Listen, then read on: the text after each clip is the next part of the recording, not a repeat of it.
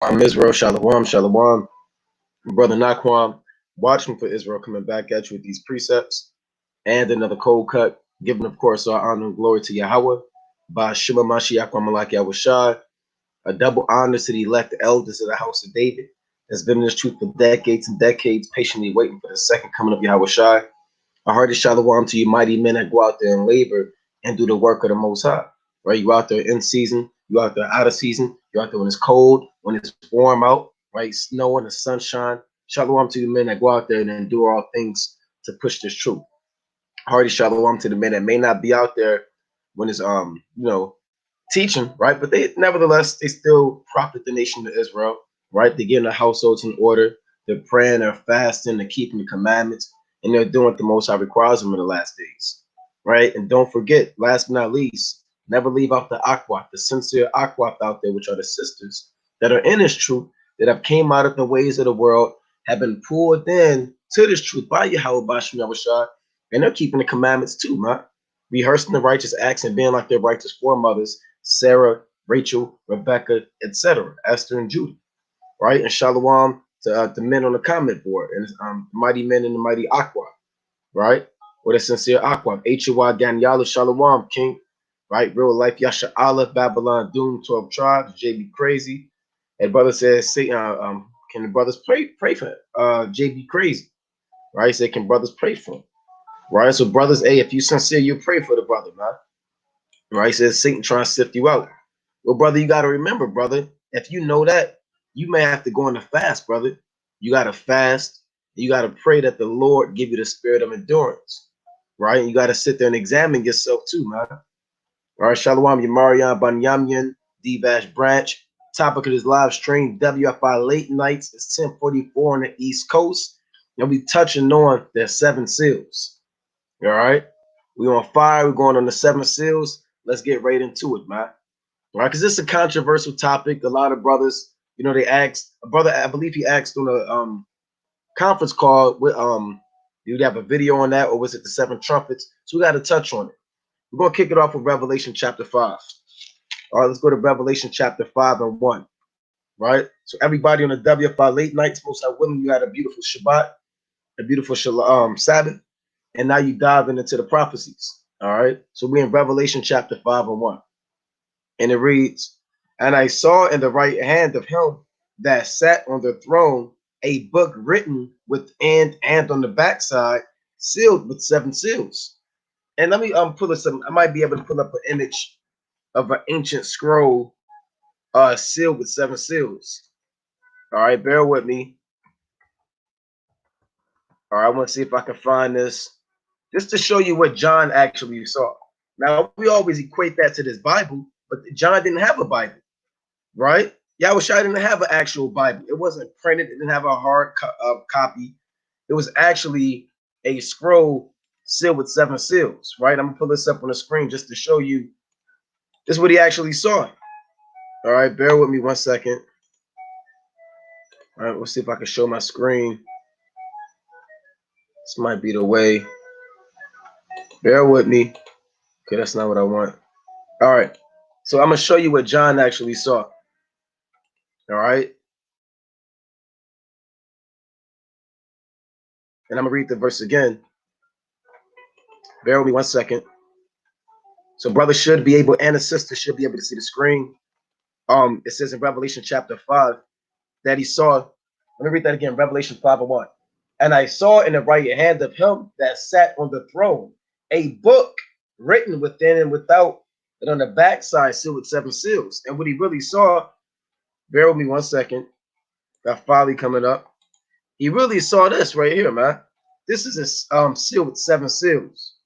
And you would seal it because this information was closed up for a certain dispensation of time.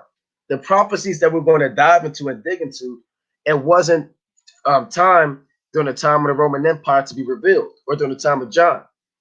Now John saw these things, but the interpretation of them and the breakdown wasn't given out to these last days. So there's the scroll sealed with the 7 seals. And why does it have 7 seals? Because it's completely sealed. And each one of these seals, we're going to show you that is going to be cracked open. And as each one of these seals are opened, a certain prophecy pertains to each one of these seals.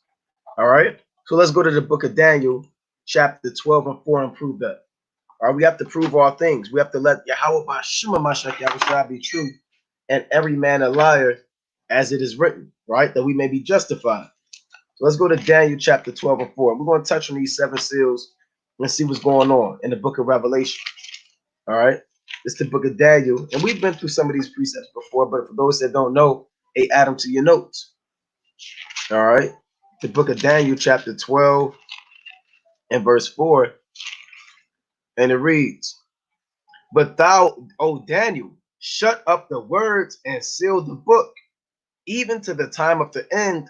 Many shall run to and fro, and knowledge shall be increased." So even certain prophecies that pertain to the end of the world mentioned in the book of Daniel, they are closed up and sealed to the time of the end, right? And in the ancient world, they didn't have envelopes, like this, but they'll have these messages or this information contained on papyrus, and they would write it out in ink, and they would seal it with their signet, with basically their signature or their family crest, that you may know who this letter was issued out from. So John actually saw this. He actually saw this seal with 7 seals. And again, each one of those seals being sent out represents a prophecy. All right. So let's go to that. Let's go back to Revelation chapter 6. All right. Let's go. Revelation 5, rather. All right. So we're back in Revelation chapter 5 and verse 2. "And I saw a strong angel proclaiming with a loud voice, Who is worthy to open the book and to loose the seals thereof? And no man in heaven, nor in earth, neither under the earth, was able to open the book and to look thereon." Right? "And I wept much, because no man was found worthy to open and to read the book, neither to look thereon." Right? We're going to find out that there was one man worthy. Right? And that one man, and we're going to read about this man. Verse 6. And it reads, "And I beheld, and lo, in the midst of the throne and of the 4 beasts, and in the midst of the elders, stood a lamb as it had been slain, having 7 horns and 7 eyes, which are the 7 spirits of God sent forth into all the earth." Who's that lamb? Yahushua. Now it says Yahushua. Now you may be like, well, how do you know this is talking about Yahushua? That could have been an actual lamb. I'm not going to be going off. We can prove it easy. We can prove that lamb is Yahushua. All right, quick. Let's go to the book of St. John. All right, let's go to the book of St. John, chapter 1 and 29, and prove that lamb that he saw is dealing with the Lord, right, himself. This St. John, chapter 1 and 29. "The next day John seeth Yahushua coming unto him, and said, Behold, the Lamb of the Most High, which taketh away the sin of the world." That world being the children of Israel. How do he take away our sin? By putting all of our sins on the back and being crucified for us, that we may have everlasting life through belief in his name. So Yahushua, he's that lamb. Even in the book of Isaiah, the 53rd chapter, it was prophesied that he would be as a lamb led to the slaughter. All right, let's go to Isaiah chapter 53 and Isaiah chapter 53, and I'll go to verse. So you want to get straight to the point. 7. Isaiah chapter 53 and verse 7. And the brother Tazimar Yahweh, that's a beautiful precept. Genesis 22 and 7. Let me show that on the screen. Right? Shalom, Yahanan checking in. Right? All praise to the Most High. From Tazimar Yahweh, and Isaac spake unto Abraham his father, and said, My father. And he said, Here am I, my son. And he said, Behold, the fire and the wood, but where's the lamb for a burnt offering? When you read on, Abraham actually prophesied about Yahushua. And he said, the Most High will provide a lamb. Right? He prophesied that the Lord will provide a lamb. A lot of people, they don't understand that Abraham was a prophet. That's that in the book of Genesis chapter 20 and 7, that Abraham is indeed a prophet. And that's the greatest prophecy that Abraham gave. He prophesied about Yahushua. Right? But again, another precept showing that Yahushua, he's that lamb. It's the book of Isaiah chapter 53 and verse 7. And it reads, he was oppressed. See, Yahushua was oppressed. That's why he said in Revelation chapter 2 and 9, I know thy works and tribulation and poverty. Because Yahushua was oppressed during the Roman Empire. He was being oppressed by coons and niggas of his own people. So if anybody knows anything about oppression, and what better man than a man that went through it himself, Yahweh Shah Hamashiach the righteous, right? He was oppressed and was afflicted, yet he opened not his mouth. He is brought as a lamb to the slaughter, and as a sheep before the shears is dumb. So he opened not his mouth. And a lot of times you go into the New Testament and you read about Yahweh Shah during his different trials before Annas the high priest, before Caiaphas and the Sanhedrin, and Pontius Pilate and Herod, and they were asking them and interrogating them, art thou the Son of God? Who art thou? Why do these men bear false witness against you? What do you have to say? And a lot of times Yahweh Shah didn't say a damn thing. And a lot of brothers say, well, Lord, why come the Lord was so quiet? How come he didn't defend himself? How come he didn't say, well, look, hey, look, I'm Yahweh Shah, look, you an Edomite? How come he didn't do those things? Because it was prophesied that Yahweh Shah would be as he would have the spirit of a lamb that is led to the slaughter. Now, if I go and get a lamb and bring it to the slaughter, that lamb not going to fight back. That lamb is just going to go. He's not going to growl at me. Lamb is not going to kick me with his hind legs. He's not going to run away. A lamb is a very docile, peaceable animal. So when Yahweh Shah came on the scene, he came with the characteristics. That's why he even told John and James when they said, Lord, can we call fire down from heaven and destroy these wicked men? Or these men that follow not after us, rather. Yahweh Shah said, I came not to destroy men's lives, but save them. So Yahweh Shah came in the spirit of a lamb to be the ultimate sacrifice. But he's not coming back in these chariots like a lamb. He's coming back like a mighty lion, right? That's going to devour the adversaries and turn the matter away from any. So in Revelation chapter 5, the only one to open the book was the lamb that had been slain, having 7 horns and 7 eyes. The 7 horns in Revelation 5 represents his omnipotency. Your horn in your Bible represents your strength. You understand?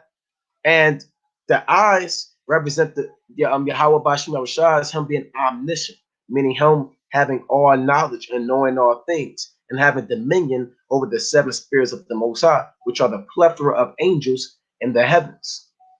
Right? Let me go to the book of Job, bro. Luke, that's what I want. Dealing with this horn real quick. Quick precept on the horn. Right?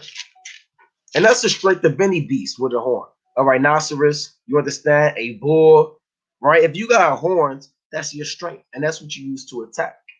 Now, if your horn is broken, your strength is broken. Our horn is Yahweh Shah, right?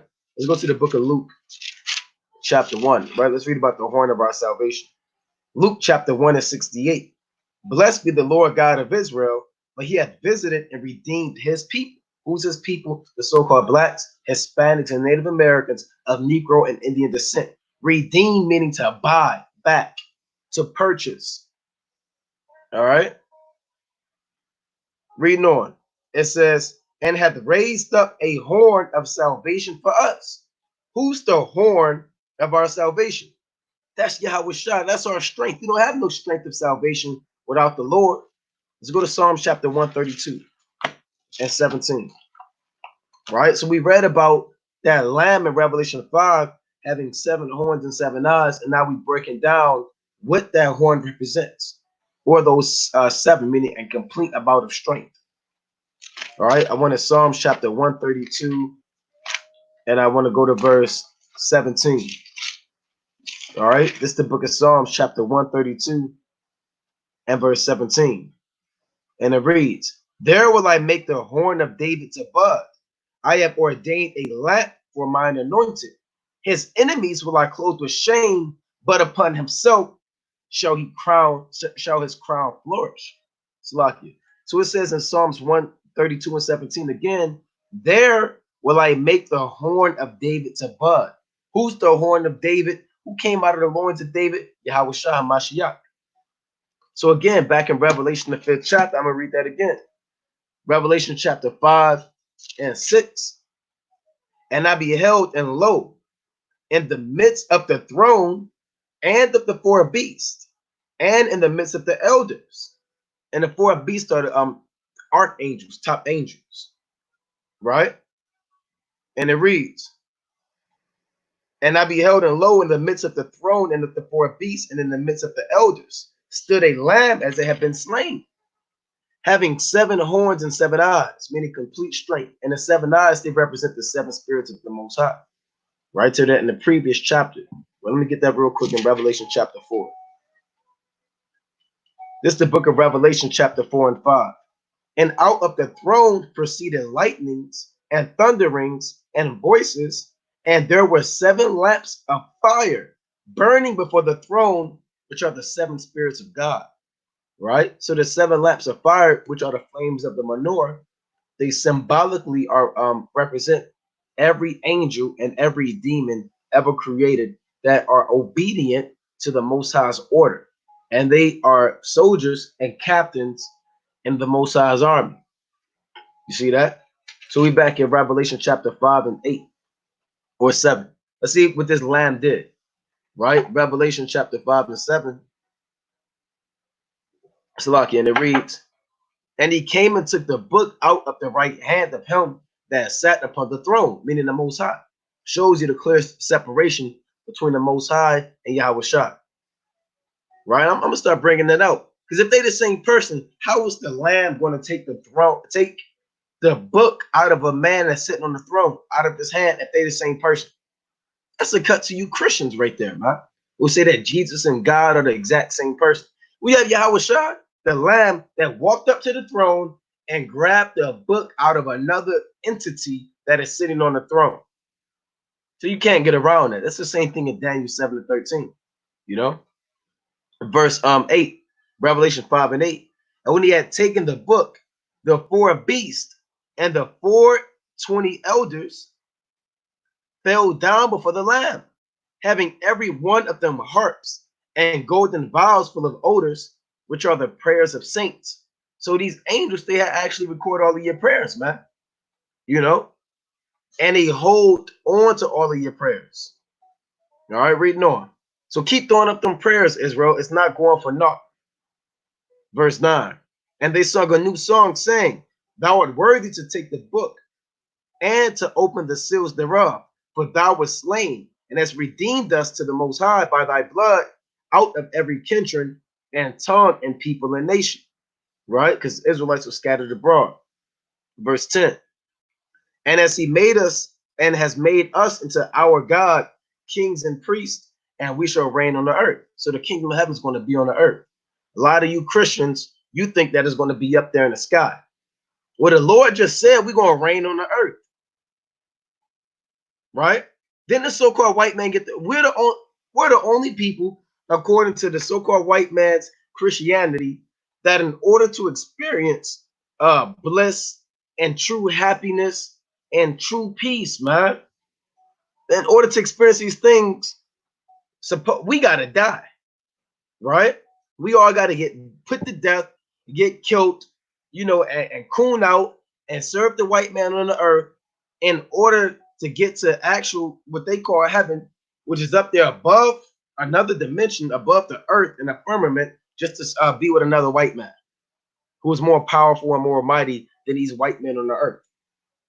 So don't listen to these Christians saying you gotta die to go to heaven.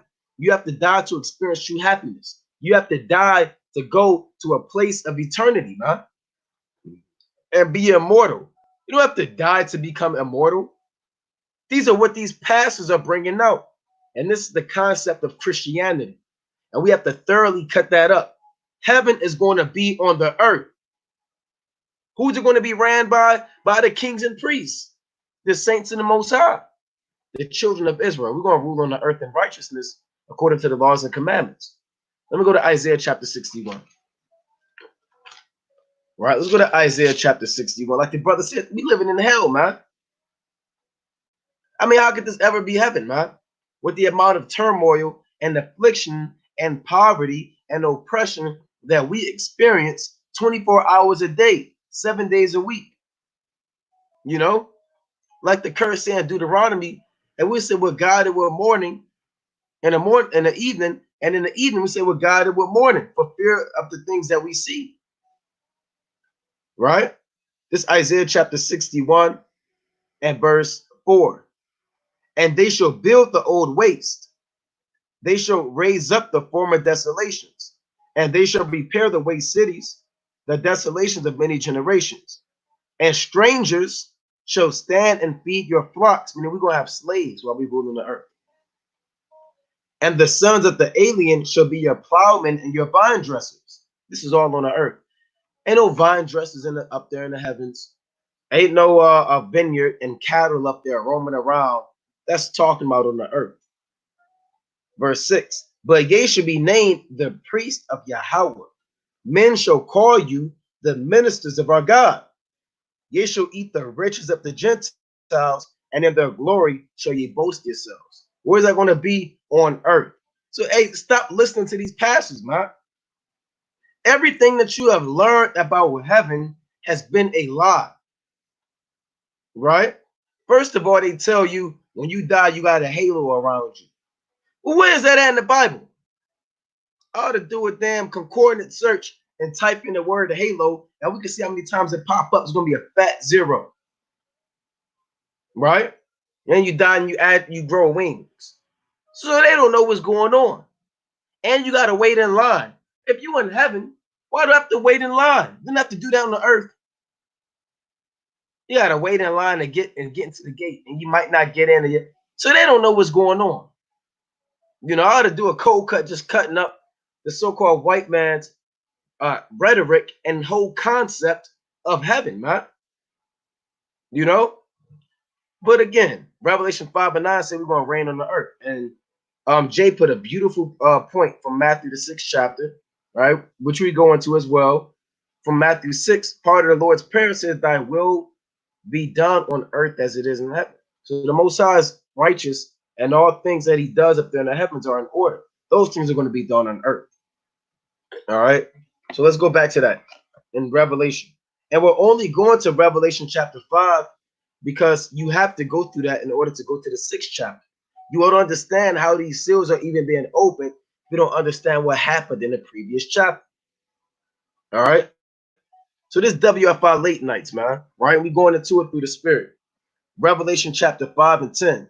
And has made us into our gods, kings and priests, and we shall reign on the earth. And I beheld, and I heard the voice of many angels round about the throne, and the beast, and the elders, and the number of them were 10,000 times 10,000, and thousands of thousands. Right? And I'm going to do the math. 10,000 times 10,000. Now we know that's just infinite, but we're going to do the actual math. 10,000 times 10,000 is 100 million. So the Lord has well over 100 million soldiers up there in the heavens, armies, mighty men, angels, spiritual forces that you can't reckon with, you so-called white man. If you a so-called white man and you watching this, or you a Jake and you believe in the so-called white man space force, if you believe in his rockets, if you believe in his bombs, if you believe in his satellite, see what he could do. What over 100 million fierce, mighty angels coming from another dimension that were used to create you and the weapons that you have. So ain't not a damn thing the so-called white man could do against 100 million plus angels, right? Reading on. Revelation chapter 5 and 12, saying with a loud voice, worthy is the Lamb that was slain to receive power and riches and wisdom and strength and honor and glory and blessing.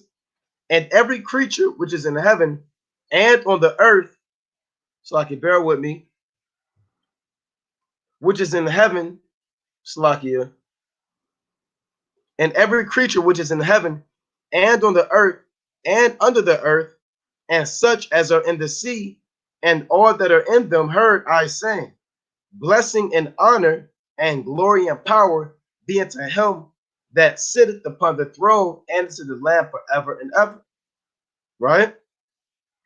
Verse 14. Slakia, bear with me. Verse 14.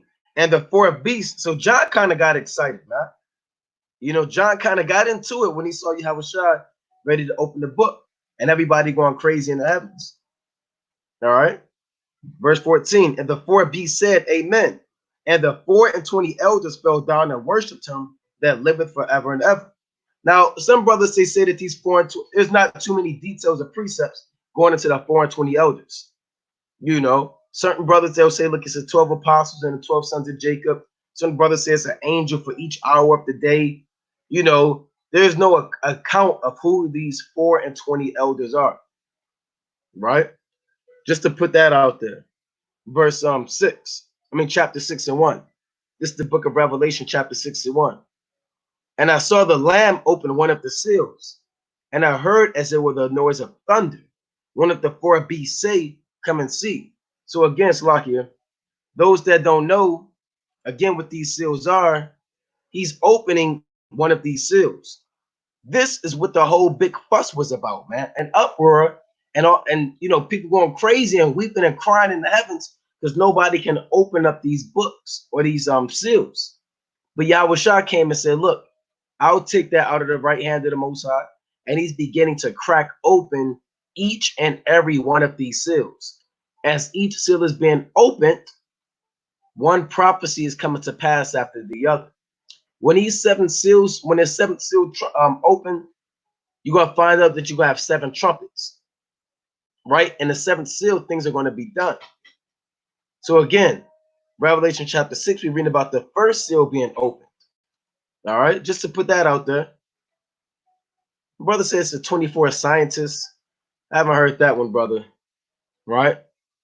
Revelation chapter 6 and 1. And I saw when the Lamb opened one of the seals, and I heard as it was the noise of thunder, one of the 4 beasts saying, come and see. And I saw, and behold, a white horse. Right? And behold, a white horse, and he that sat on him had a bow, and a crown was given unto him, and he went forth conquering and to conquer. You're going to find out that that's talking about the Lord. Right? John saw the Lord coming back with destruction. Right? What is the white horse symbolic of? That white horse is symbolic for Yahweh Shah, and it's actually going to him being on a chariot. White in the Bible is symbolic for righteousness, right?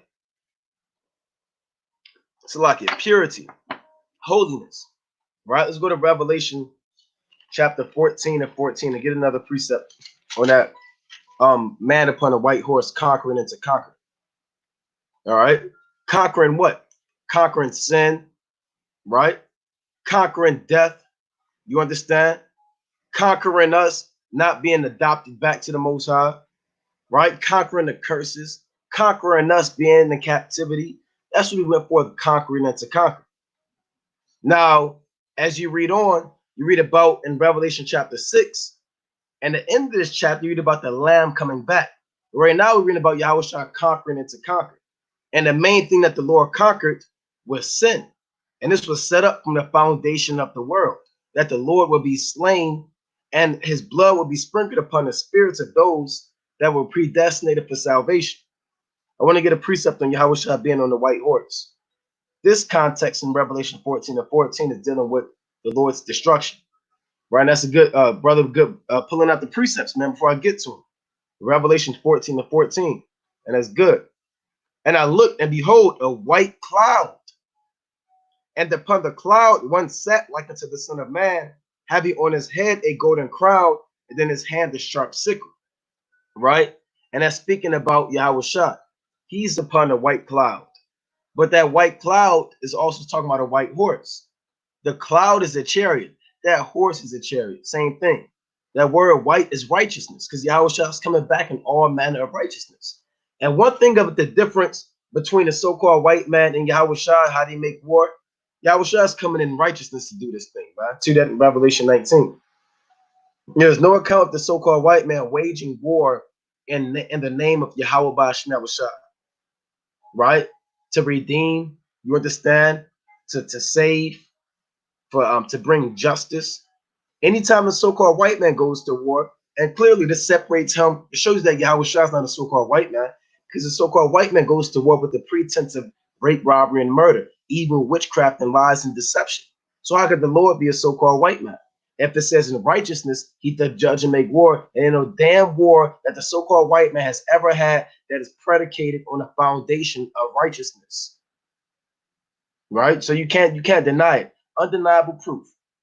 Right? I want to actually pull the precept the brother brought We'll read it on the screen. Psalms chapter 51 and 7 from Tazimar Yahweh. Purge me with hyssop, and I shall be clean.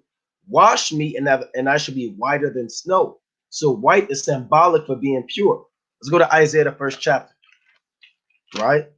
Let's go to Isaiah, the first chapter, and we'll read the 16th verse. All right? This is the book of Isaiah, chapter 1 and 16. Wash ye, make ye clean. Put away the evil of your doings from before mine eyes. Cease to do evil, learn to do well. Right? It's like you learn to do well, seek judgment, relieve the oppressed, judge the fatherless, plead for the widow. And that's what we have to do, right? Verse 18. Come now and let us reason together, said the Lord. Though your sins be as scarlet, they shall be white as snow, right? Though they be red like crimson, they shall be as wool. So white wool or that crimson represents your garment being defiled. You're covered in red, which is death and destruction that's waiting for you. But you have to cleanse yourself through this living waters, through this knowledge. And the Lord is going to purge you, and that's what makes you righteous. So when it says Yahweh Shai was on that white horse, then Yahweh Shai was in his purest estate. Yahweh Shai was without sin, right? Let's go to Ecclesiastes chapter 9 and 8. All right, let's go to Ecclesiastes chapter 9 and verse 8. Let's get some one more proof on that. And these are out of the mouth of 2 or 3 witnesses. These precepts are witnesses that testify that what we're bringing out is clear facts. Contrary to what these pastors, there's no witnesses to validate what they say, right? We have to go through the precepts. In Isaiah, he's a witness, right? In Revelation, St. John is a witness. Solomon's a witness in Ecclesiastes 9 to testify that white is symbolic for righteousness. So you don't have to believe me, believe what the Bible said. All right, these are the witnesses to say these things, man. That is firmly established. Ecclesiastes chapter 9 and 8. Let thy garments be always white, and let thy head lack no ointment. And your garment is your spirit, right? And your spirit has to always be pure. All right, always be white. Don't be spotted with sin. Don't be spotted with temptations and lust and the flesh and the worldly ways. Let your spirit and this knowledge and the wisdom the Most High gave you be untainted and undefiled until the coming of Yahweh Shai, that you may be preserved blameless and be delivered from the hand of these strange enemies, man. Now, it said Yahweh Shai was on a white horse. We just broke down what the word white represents. But now you may say, well, what is the horse talking about? The horse is talking about the chariot that's coming in power. Horses were given a spirit of being mighty and being valiant in war. And horses represent strength. All right, let's go to that. All right, let's go to that in the book of Job, dealing with the horse. So the Lord breaks everything down. And that's why these pastors, they don't know what's going on because they're not going through the precepts, man. They're not going through the actual account. Let's go to Job chapter 39, and I'll read verse 18. Right? Job chapter 39 and 18. And a beautiful precept, man. From your wall, it's like your wall Bani Asha'Allah, dealing with white. Lamentations 4 and 7. Her Nazarites were purer than snow. Right? Because the Nazarites in the ancient world, they were extremely righteous. They was extremely righteous, and they was always obedient, doing whatever the Most High told them to do. They were consecrated by the Most High and set apart by the Most High to fulfill his will. So her Nazarites were purer than snow. They were whiter than milk. They were more ruddy in body than rubies. Their polishing was of sapphire. So, the Lord had the Nazarites in Jerusalem that were highly esteemed in the ancient world, right? You know, this Job chapter 39 and 18. And it reads, what time she lifteth up herself on high, she scorneth the horse and his rider. Hast thou given the horse strength? Hast thou clothed his neck with thunder? So the horse is symbolic for strength. Even if you want to get a Mustang, you want to get you a damn Dodge, whatever you want to get, man. A damn Lamborghini, a Maserati, whatever car. A lot of these celebrities, man, they into these nice, so-called nice cars. If you know anything about cars, one of the questions you're going to ask is, what's the horsepower? And there you have it. The spirit, the sister put it out there, man. Horsepower, right? They put that on cars, you know. And when you went to war, you best believe you needed a powerful horse, man. So the Lord is speaking about the power of this horse. Verse 20, Job chapter 39 and verse 20.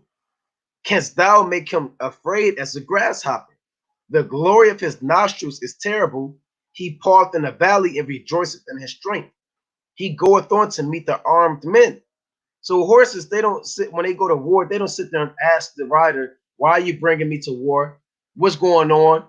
I hear them break down to me who the enemy is. Horses don't give a damn. They say, "Look, hey, you on top of me, and we going to war? Let's do it, man." Horses don't care about that. They don't ask no questions. They don't run away from battle.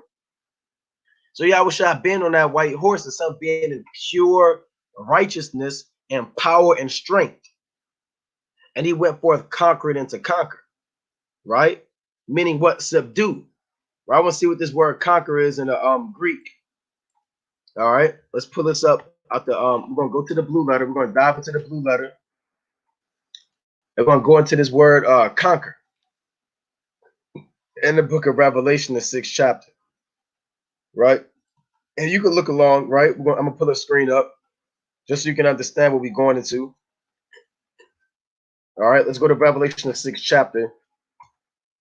And we're going to see this word conquer. All right. But we're breaking it down that is strictly talking about Yahushua himself, man. All right. This is, and I saw and behold a white horse, and he that sat on him had a bow, and a crown was given unto him, and he went forth conquering and to conquer. Who else will have the crown except the Lord? Right? The Lord was set up to be a king, man. All right, let's get this word conquer. He went forth conquering and to conquer. All right, so the word conquer in the Greek, bear with me, it's Nikeo, if I'm pronouncing that right. See if we can play this. Strong's G 3528. Nikao. Nikao. Right, Nikao, which means to conquer, to carry off the victory, come off victorious. All right, it says of Hamashiach, victorious over all his foes. And that's what it's talking about. Right, speaking about Yahushua conquering, man. And again, the main thing the Lord conquered was death. You know, and that was set up in prophecy from the foundation of the world. So this first seal that is talking about is speaking about Yahushua.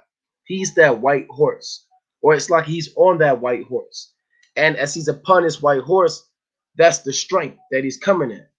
That's why we Slakia, we always go into Ecclesiastes chapter 10 and 7, where it says, "What? I have seen servants upon the horses, and princes walking as servants on the earth." All right. And anytime you're upon that horse, that's where your power and strength comes in, right?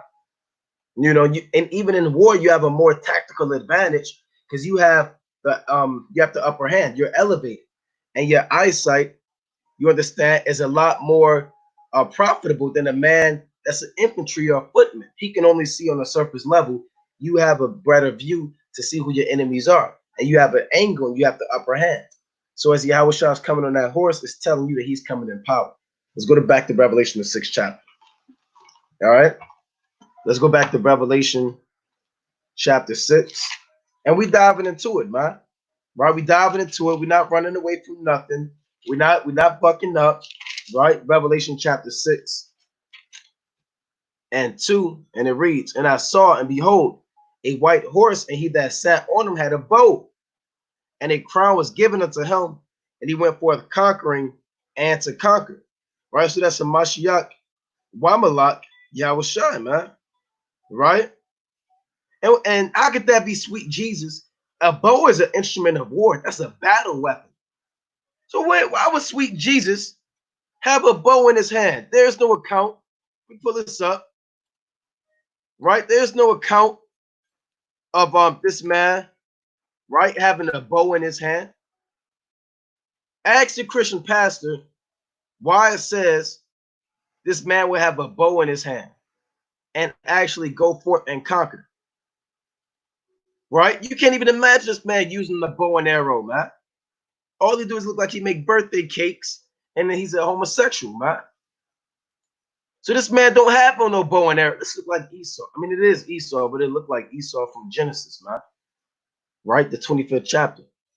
Right? This man is not holding a bow and arrow. He can't conquer a damn thing, man. Right? So they don't know what's going on, man.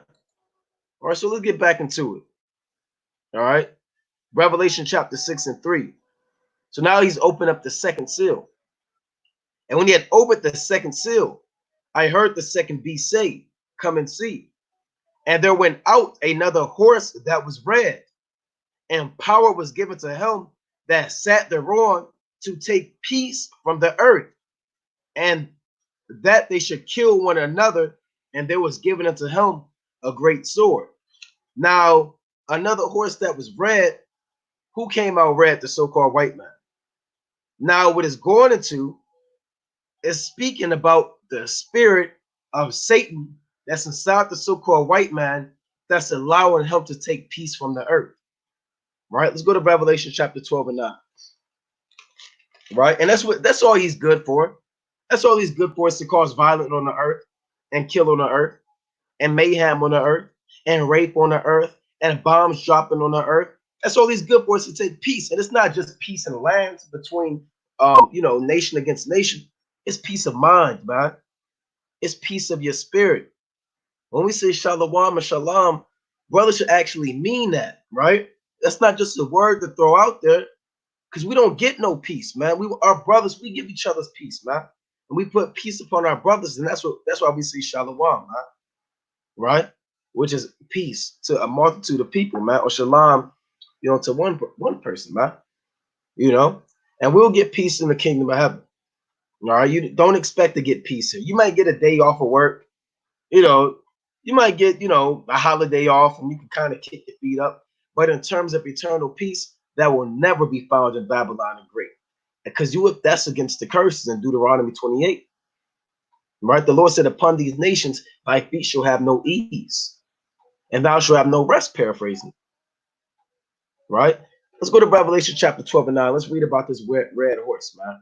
Right? Revelation chapter 12 and 9. And that great dragon was cast out, that old serpent called the devil and Satan, which deceiveth the whole world. Right? Which deceiveth the whole world. Bear with me. He was cast out to the earth, and his angels with him. What color is this dragon? You're going to find out that he's red. Let's jump up. Revelation chapter 2 and 3. And there appeared another wonder in heaven, and behold, a great red dragon, having 7 heads and 10 horns and 7 crowns upon his head. And that's symbolic for the Roman Empire, the so-called white man in the time. And all of these Edomite kingdoms that started with the Roman Empire, because it's focusing on Herod, but it's really going into Greece, Rome, Spain, France, Germany, Russia, Great Britain. Those are provinces conquered by the ancient Roman Empire. All right? Or territories, rather.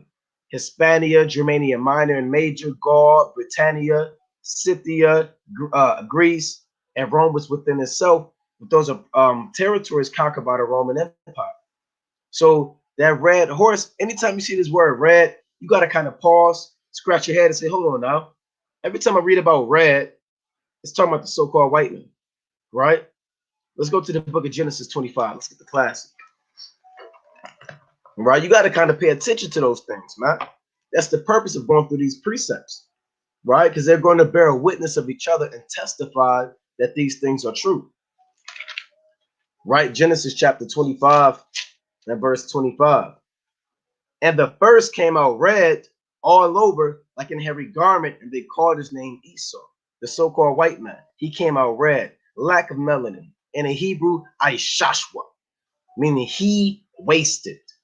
What was wasted? His melanin, his pigment, right? The spirit to do what's right and to follow the laws. All of those things and anything that pertain to being like Isaac and the spirit, and even on a physical level, it was wasted away. So when we open up the book in Revelation 6, we read about a red horse, and he that sat upon him, right, had a sword in his hand, and it was given unto him to take peace from the earth.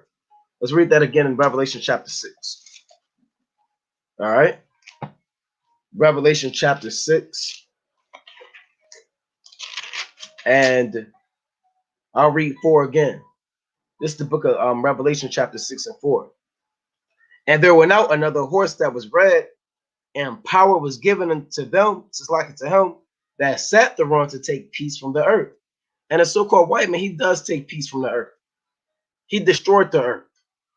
Right? Real quick, we're going to hop back in that, but let me go to Revelation chapter 11 and 18. All right, to prove that he took peace from the earth.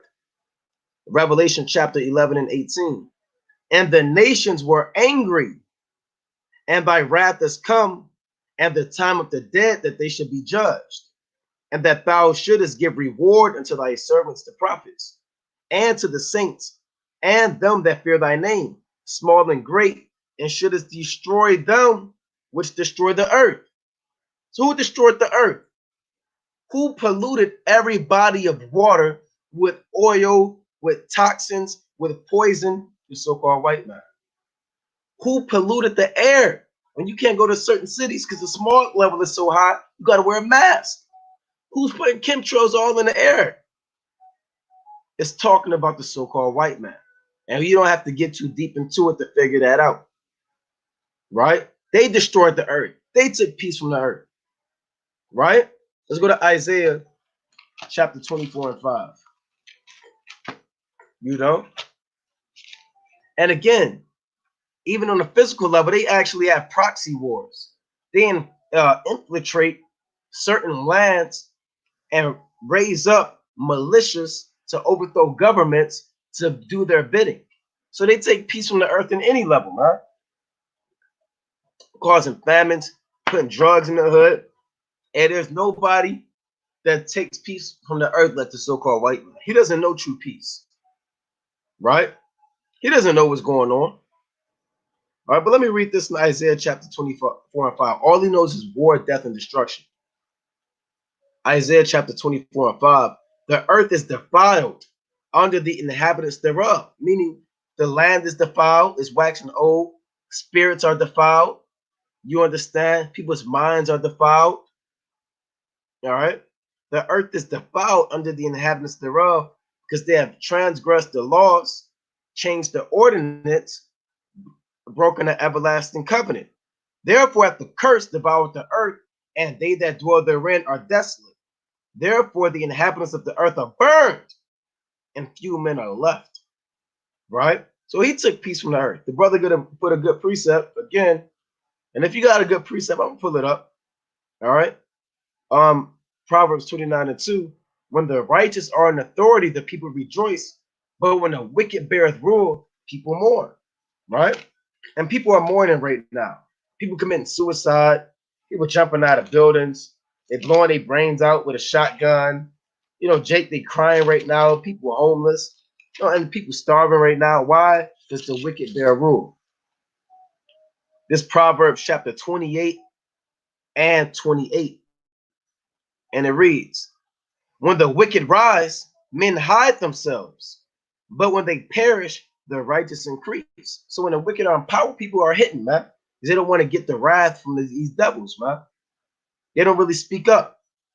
In Isaiah the 14th chapter says, he who smote the nations in wrath with a continual stroke is persecuted and none hindereth, paraphrasing it. Meaning the so-called white man, he's constantly whooping these nations' ass, man. Right? With war, death, and destruction, taking peace from the earth.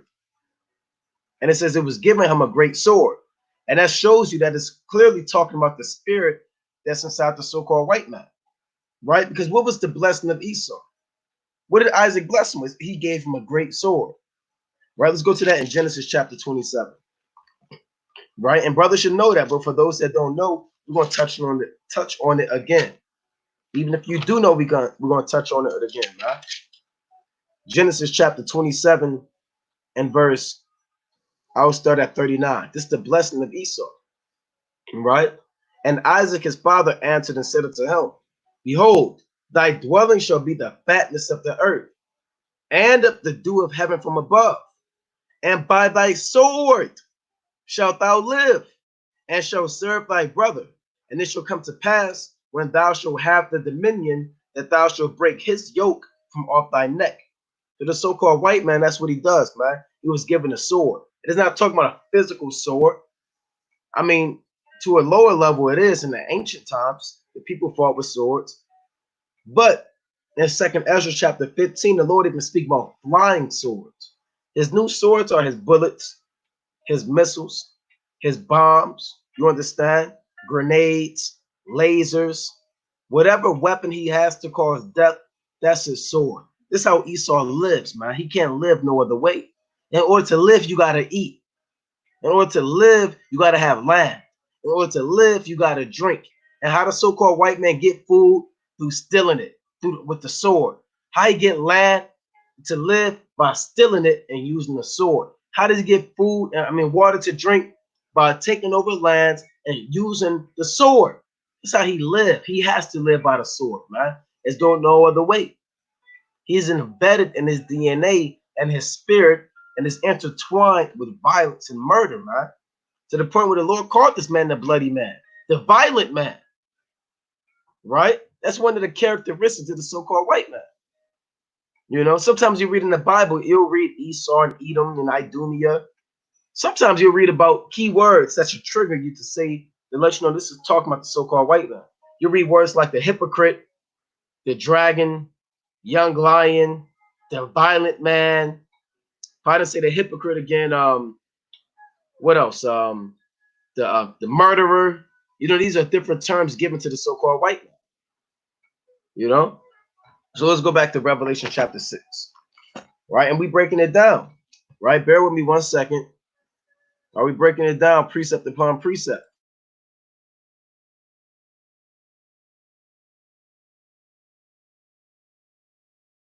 All right. So we're in the book of Revelation,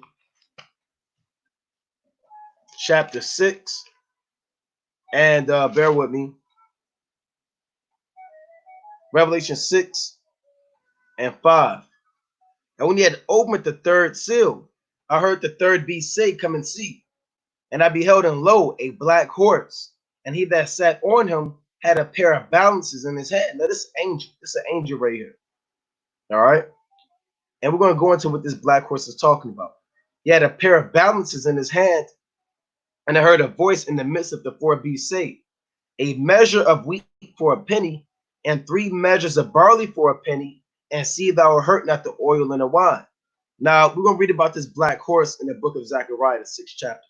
Let's go to Zechariah chapter 6. Let's get more detail on that. All right. Let's go to Zechariah, the 6th chapter.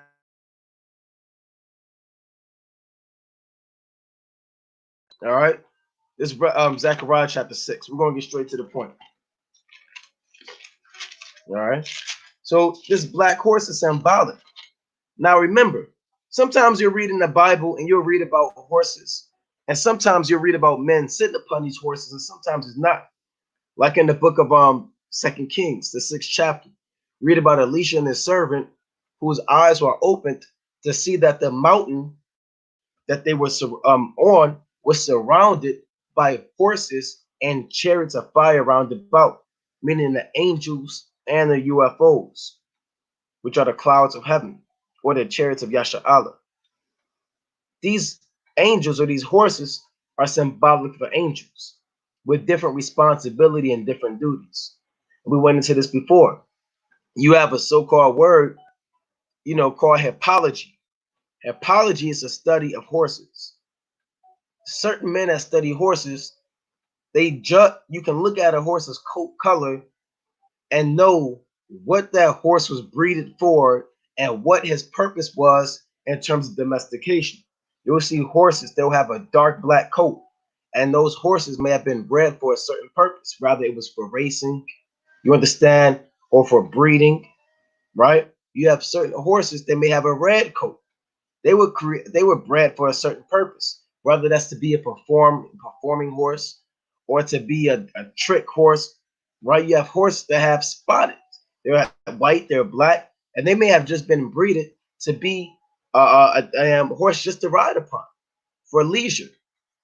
Coat colors determine the attributes and the purpose of why this horse was bred.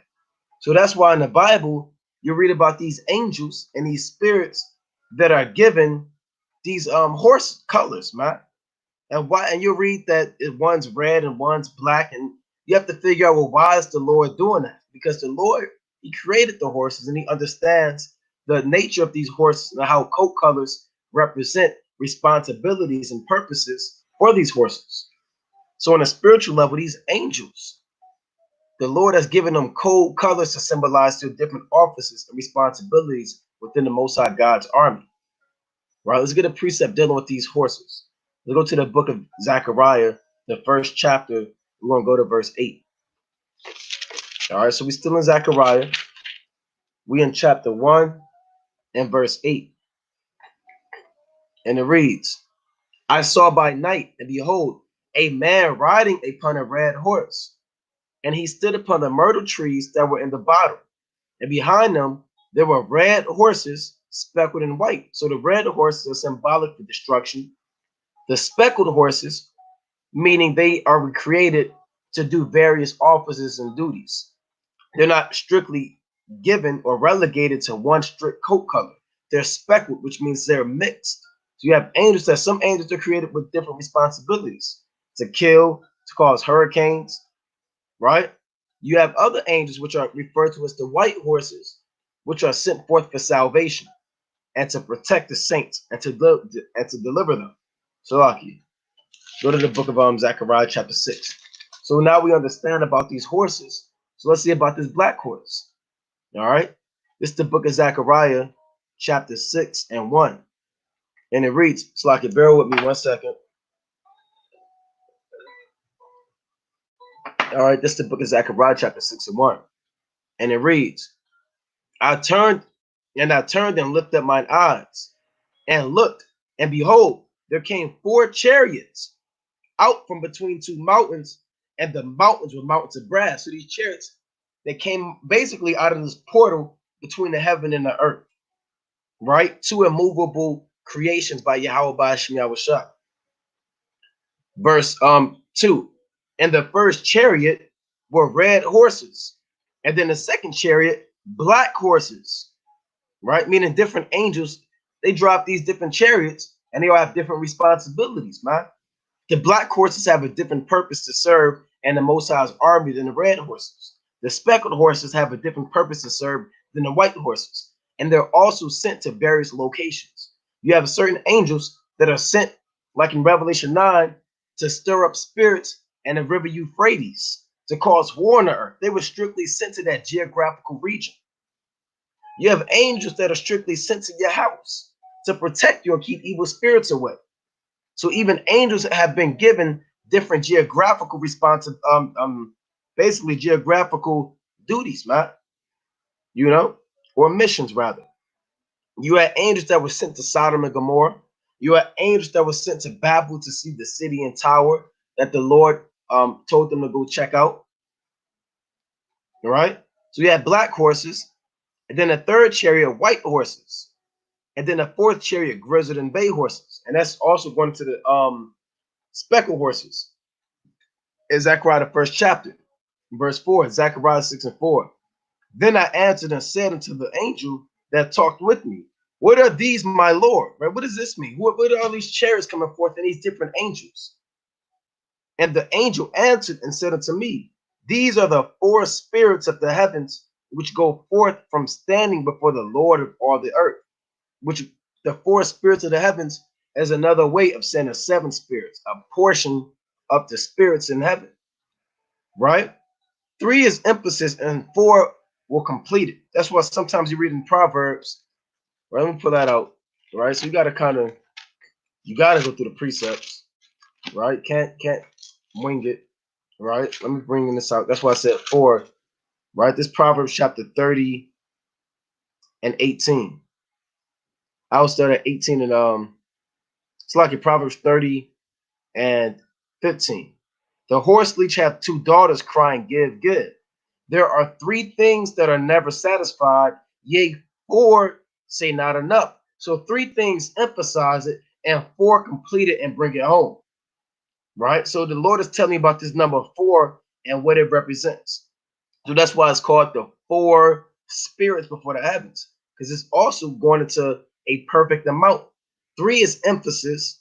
7, 4, 10, those are numbers that are symbolic for wholesome or completion. Not that it's actually 4 spirits in the heavens up there before the throne of the Lord, but it's symbolic for the great multitude of spirits. And I'm going through the precept to show you about how the Lord is showing you how 4 is going to complete things that were once not complete. So it started with 3, but 4 is going to complete it. Let me read that again. Proverbs chapter 30 and 15. The horse leech hath 2 daughters, crying, give, give. There are 3 things that are never satisfied, yea, 4 say not, it is enough. The grave and the barren womb, the earth that is not filled with water, and the fire that has said it is not enough. I'm gonna jump down to verse 18. Okay, here go another one with 3 things that are never satisfied, and the 4 say it is enough. The eye that mocketh at his father and despises to obey his mother, the ravens of the valley shall pick it out, and the young eagle shall eat it. There be 3 things which are too wonderful for me, yea, 4 which I know not. You see that? I'm going to jump down to verse 21. For 3 things the earth is disquieted, and for 4 which it cannot bear.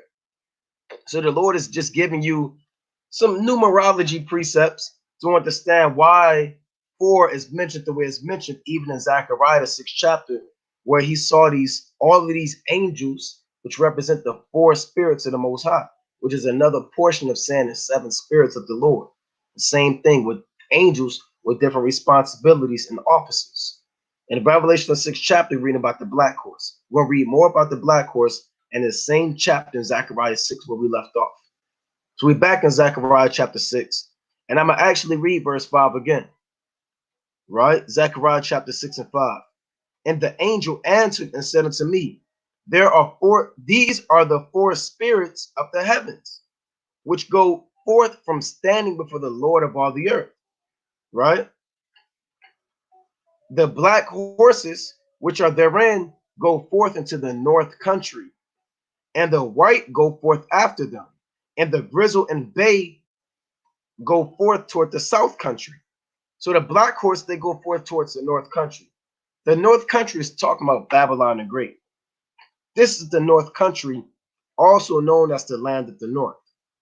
Right? And I may have to do a part 2 on this, right? You know, just for sake of time. It's a lot I want to dive into, a lot I want to bring out, and I don't want to leave not one stone unturned, right? I like to just go into every precept and just break it down to try to paint the picture for you. To show it's like that that the north country is Babylon the Great, I'm gonna go to Jeremiah chapter 16 and 14. Let's prove it. Right? I'm gonna have to do a part 2 on this. I got a lot of part 2s I gotta do, man. Right? So let's go to Jeremiah chapter 16, and I'm gonna actually go to verse 14, like I said. All right, no stone unturned. WF5, we ain't gonna leave no stone. We ain't gonna just leave you out there, right? We won't be doing our job just to be winging it and say that the North country is just America and not prove it, man. Right? So let's do our job, man. Right? Jeremiah chapter 16 and 14. Therefore, behold, the days come, saith the Lord, that it shall be no more said, the Lord liveth, that brought up the children of Israel out of the land of Egypt. But the Lord liveth, that brought up the children of Israel from the land of the north. Right? God. Right? From the land of the north. Bear with me. And from all the lands whither he had driven them, and I will bring them again into the land that I gave unto their fathers. So the land of the north is America. The Lord said, yeah, although we got delivered out of Egypt, that's not going to be all the talk in the kingdom. The new talk is going to be saying, well, how the Lord delivered us out of the land of the north and all the other lands. Because the great majority of our people are in the land of the north. Why? This is North America. Right? Babylon the Great is the land of the north. And also in a geographical sense, Babylon, their kingdom, was north of Israel in the ancient times. Right? And a lot of geographical settings when it comes to prophecy are based on when the land, or based off of where the land of Israel was. So if you look on the map, ancient Babylon was north of Israel. So that's why America's called the land of the north, because it's Babylon all over again, even on a spiritual level, right? Let's get Zechariah chapter 2 and 6. Right? So we read about these black horses going toward the north country, right? And why are they coming to Babylon? We're going to go into it and prove it, man. Right? What are they going to do here? Right? Let's find out. Zechariah chapter 2 and verse, it's like I'm in Zephaniah. Zechariah chapter 2 and 6. And it reads, Ho, ho, come forth and flee from the land of the north, said the Lord. For I have spread you abroad as the four winds of heaven, said the Lord. Check it out. Spread us abroad as the four winds of heaven. And the Lord said, Ho, ho, come forth and flee from the land of the north. Then we just read, and even in Revelation chapter 18 and 4, it's like it says, come out of her, my people. Right? Flee out of the midst of Babylon and deliver every man his soul. I can see in Jeremiah. So what is the land of the north? Babylon the Great, America. And we can even read the next verse and prove that. Zechariah chapter 2 and 7. Deliver thyself, O Zion, that dwellest with the daughter of Babylon. So in verse 6 in Zechariah, the land of the north is mentioned. Then it's been explained in the next verse. That's why you not only do you go precept upon precept, you must also go line upon line. Because verse 6, Zechariah, the second chapter says the land of the north, but the seventh verse in the same chapter calls the land of the north Babylon. So again, in Zechariah chapter 6, we read about the black horses that the Heavenly Father has sent towards Babylon, and then in the process of time, the white horses are going to come after them. Now we know the white horses are symbolic for salvation and righteousness. Why are they coming after the black horse? Because the black horse is symbolic for these spirits that stirred up the minds of our enemies to put us in captivity. Right? And we're going to prove that. Well, let's go back to Zechariah chapter 6. And these prophecies are happening in order, man. Right? Let's go to Zechariah chapter 6. It's like your Revelation chapter 6. And I'm going to read that again. I'm going to show you something. We're going to go to the Greek, right? And pull this up. First, let's pull it up. Bear with me. I'm going to pull this up, and you're going to be able to see the screen too. Right? We all going to get involved in this thing. All right, so let's go to the book of Zechariah, the 6th chapter. All right, we're going to read about this black horse. Okay, I want Revelation. Bear with me. All right, Revelation, the 6th chapter. Precept upon precept, line upon line, here a little and there a little. All right, Revelation chapter 6 and 5. And when he had opened the third seal, I heard the third beast say, Come and see. And I beheld, and lo, a black horse, and he that sat on him had a pair of balances in his hand. Now, when you look up this word, pair of balances, we're going to show you something, right? Because we said them black horses symbolic for the nations, putting us in captivity. That's why they were stirred up in the minds of these people to bring us to the land of the north. And that's why the white horses are coming after them, because the white horses are coming in righteousness to deliver us from the land of the north. You can read about that in Revelation chapter 19, where you read about Yahushua and the army that followed him sat upon white horses, clean and white, or Yahushua being on a white horse. In Zechariah 6, it says those white horses are coming in the process of time after the black horses. All right, darkness before light. So I want to show you this word, pair of balances. It says he that sat upon him had a pair of balances in his hand. That word pair of balances in the Greek is zyg or zugos. Strong's G 2218, Zugos. Zugos. Right, zugos. Right, it says a yoke that is put on draught cattle. Right, metaphor used of any burden or bondage as that of slavery. Right, so you got to go into the Greek, or you'll get caught up there thinking that this guy actually got an actual scale in his hand, right? Right? It means a burden or bondage. You know, a yoke. All right, that's what it is. A yoke or bondage, like you put it on cattle, man. It means to join together with a yoke. If you look up like ancient yokes that they would put on our forefathers, they would have like a yoke where one man to be under a yoke and another man be on a yoke. Right? Let's look at this word. Let's just go to this word yoke of iron. Right? That's what it means when it says pair of balances in his hand. If we just see yoke of iron, right? Here you have it, yokes, right? So the black horses stirred up the spirit of our enemies to put us in captivity. That's why they brought us to the land of the north. And that's why the white horses come forth after them. All right. So again, let's go back. Let's go back to the book of actually, I want to go more into that word, right? We're gonna go more into the Greek, right? It said had a pair of balances in his hand. Right, bear with me. Revelation chapter 6 and 6. And I heard a voice, this still dealing with the black horse. And I heard a voice in the midst of the four beasts say, a measure of wheat for a penny, and 3 measures of barley for a penny, and see thou hurt not the oil and the wine. Now, these measure of wheat for a penny is spiritual and physical, but on a spiritual level, what it's talking about, the wheat and barley are which you used to make bread, right? Which is symbolic for this bread of this truth. And a penny, meaning basically is free, right? It don't cost nothing to get this truth. Although we were sent to captivity, and although we were sent to slavery via this black horse, this truth is still be given to us freely. That's why it says, see thou hurt not the oil and the wine. Because the oil and wine is in our spirit. Deep down in your spirit is in you to know this truth. Right? Now they was sent into the minds of these people to put us in captivity, but they cannot take away our oil and our wine. It's not literal oil and wine. Oil and wine is symbolic for the knowledge of the truth and having an understanding. Inside of you, underneath your muscles and your organs and your bones, you have oil and wine that the Lord stirs up and allows you to bear witness with this truth.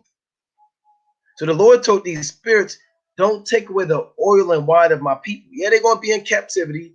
Yeah, they're going to be going through hell. They're going to be starving on a spiritual level, but do not take away the oil and wine from them. Otherwise, they will never, ever be able to bear witness with the truth. Right? It's not talking about actual oil and wine. All right? Got to break that down just to show you that. So in our spirit is in us to know this truth, man. Right? And a lot of these Edomites are trying to figure that out. And you know, these scholars and these scientists, they're questioning us. And where do we get this knowledge from? Well, it's in us, man. The oil and the wine. That's why in 1 John, it said we have an unction from the Holy One, and ye know all things. Right? Let me pull that out in 1 John, the 2nd chapter. All right? Let's go to 1 John, the 2nd chapter. All right, bear with me. Right, this is the book of 1 John, chapter 2, and I'll read verse 17. Or 27, that's what I want. This 1 John chapter 2 and 27. But the anointing which ye have received of him abideth in you. So like you received of him abideth in you, meaning it lives in you. All right? And ye need not that any man teach you, but as the same anointing, which is that oil inside of you, you know, teacheth you of all things, and is truth, and is no lie, and even as it hath taught you, ye shall abide in him. So every brother and every sister that's in this truth, you are anointed by the Most High, your spirit with oil, to be able to bear witness with this truth. That's what the Lord said. You have to have this candle. The law or the commandment is a lamp, and the law is a light. So you have to have flame to see, you understand, which comes from the knowledge of the commandments. But what's keeping that flame lit is the oil and that unction from the Most High. That's the catalyst of what's driving us to keep the commandments. That's what's driving us to love our nation. That's what's driving us to be on fire. It's that oil in us, man. So the Lord commanded these spirits, do not hurt the oil and the wine, because we have that in us. All right. So let's go back to Revelation, the 6th chapter. All right, Revelation, the 6th chapter, and we'll read on where we left off. All right, Revelation chapter 6 and verse 8, 7. And when he had opened the fourth seal, I heard the voice of the fourth beast say, "Come and see." And this is the time we're living in now, in the time of the fourth seal. All right, we're not living in the time of any other seal except the fourth seal. I know brothers, they may say different, they may say we in this seal, but according to WFI, the understanding we have, we're in the time of the fourth seal, because we have yet to see the fifth seal opened and the saints being persecuted on a massive level and being slain for the word of God, man. Bear with me. Revelation chapter 6 and 8. And I looked, and behold, a pale horse, and he that sat on him was death, and hell followed with him, and power was given unto them over the fourth part of the earth. We broke down what that four is symbolic of. Just a great amount, a complete amount of men that have been set up for destruction, not 25%, right? Over the fourth part of the earth, to kill with sword and with hunger and with death and with the beast of the earth. And that's what we're living in now, man. You got these many wars popping off. You got famines going on, disease, death, destruction. There is an actual spirit called death created, man, right? Which is a conglomerate of death angels, right? Let's see if we can look up this word. This word Esau, and we went through this before. This is where Esau get the word or get the concept of the Grim Reaper, right? This is where you get the concept of the Grim Reaper from, right? Let's pull up these images. And they get this from the Bible, man. Anything that so-called white man want to use to make money off of or scare people or be a damn demon, he get it from the scriptures, man. Right? He got a death right here, man. He got movies like Final Destination, You Can't Escape Death, Scream, So death, the Lord, and not that death looks like this. Death is the so-called black man, right? All the angels are so-called black. Right, and he got, he might have a scythe in his hand, because in the book of Ezekiel, it says every death angel had a destroying weapon in his hand. So he may have a scythe in his hand. He may have other weapons. It's not really mentioned, but it's like you have see if I can actually get this to. See if we can get the pale horse named Death, and let's see what we can get out of that. Right. So this is the pale horse named Death, man. Check that out. And why is it pale? Because when you die, you're pale. Your skin is pale, right? You lose life, and you wax faint, right? This is a pale horse named Death. So you have spirits that are sent forth on the earth to cause violence and death and destruction on the earth, right? All right. So let's pull that back up. Let's go to Sirach chapter 39. Let's go to verse 28. All right. Let's go to Sirach chapter 39, and I'll just pull it up on the screen. All right, bear with me.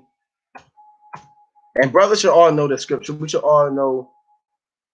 Well, I'll just read it as it is written for sake of time. All right, let's go to Sirach 39 and 28 and read about the pale horse, meaning the plethora of death angels created to send vengeance on the earth, man.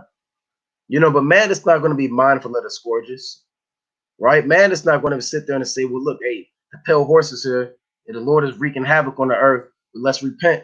They ain't doing that, man. So this is Sirach chapter 39 and 28.